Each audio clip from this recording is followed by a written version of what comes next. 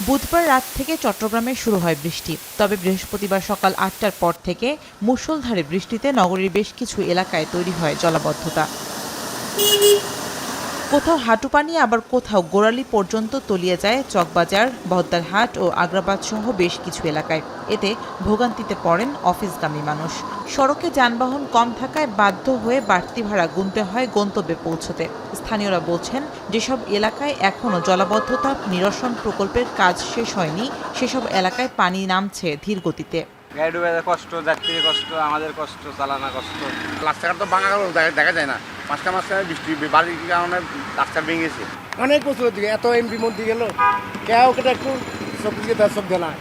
এই গাড়ি নিয়ে কত কষ্ট হয় ভিতরে ঢুকতে, আবার করলি এটা।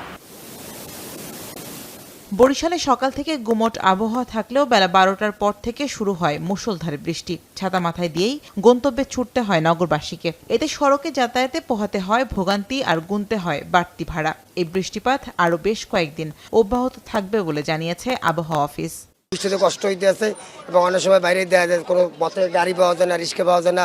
রিক্সা পেলে ভাড়া একটু বৃদ্ধি নেয়। বৃষ্টি বাদলে পরিস্থিতি খুবই বেশি একটা সুবিধার না, যেমন ধরেন আয় বাণিজ্য তো খারাপ।